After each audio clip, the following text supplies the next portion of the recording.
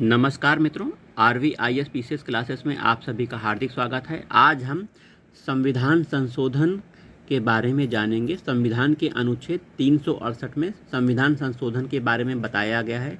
पूर्ण जानकारी प्राप्त करते हैं। ध्यान से देखिए और सुनिए। सुनने से आपको अच्छा ज्ञान प्राप्त होगा। भारतीय संविधान नम्य एवं परिवर्तनशील है। इसमें आवश्यकता के अनुसार संविधान के अनुच्छेद 368 में दी गई प्रक्रिया के अनुसार संशोधन किया जा सकता है। भारतीय संविधान में 3 प्रकार से संशोधन किया जाता है। एक, साधारण बहुमत द्वारा। संविधान में कुछ ऐसे प्रावधान हैं जिन्हें संसद साधारण बहुमत से संशोधित कर सकती है।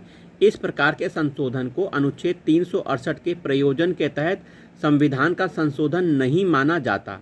यथा इसके अंतर्गत कौन कौन से संविधान संशोधन होते हैं? राज्यों का नाम और सीमा में परिवर्तन करना, अथवा नए राज्यों का निर्माण करना, अथवा राज्यों में विधान परिषदों को सृजित करना या समाप्त करना, अथवा राष्ट्रपति, राज्यपाल, उच्चतम न्यायालय एवं उच्च न्यायालय के न्यायाधीशों के वेतन में वृद्धि करना या कमी करने वाले संशोधन साधारण बहुमत से किए जाते हैं।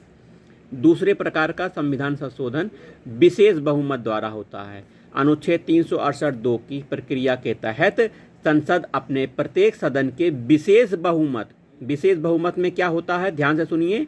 विशेष बहुमत में कुल सदस्यों की संख्या के बहुमत और उपस्थित एवं मत देने वाले सदस्यों के 2/3 बहुमत से विधेयक पारित कर संविधान के अधिकांश अनुच्छेदों में संशोधन कर सकती है।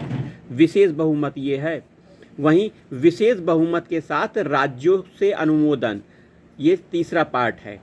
अनुच्छेद 368(2) के परंतुक के अनुसार संविधान में कतिपय प्रावधान ऐसे भी हैं जिनमें संशोधन करने के लिए संसद के विशेष बहुमत के साथ साथ कम से कम आधे राज्यों के विधान मंडलों का अनुमोदन प्राप्त करना आवश्यक है।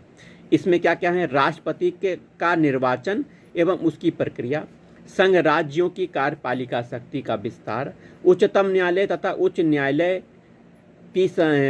न्यायालय संबंधी प्रावधान, संसद में राज्यों का प्रतिनिधित्व, संविधान संशोधन करने की संसद की शक्ति और उसकी प्रक्रिया, संघ और राज्यों के मध्य विधायी शक्तियों का विभाजन तथा 7वीं अनुसूची में वर्णित सूचियों की प्रविष्टि, माल और सेवा कर GST परिषद संबंधी प्रावधान अनुच्छेद 279A आदि। तो ऐसे प्रावधान विशेष बहुमत से किए जाते हैं। तो संविधान संशोधन के बारे में आपने जानकारी प्राप्त की। अनुच्छेद 368 के तहत 3 प्रक्रिया के द्वारा 3 भाग हैं। साधारण बहुमत से, विशेष बहुमत से और विशेष बहुमत के साथ राज्यों के अनुमोदन से। राज्य कितने होने चाहिए? लगभग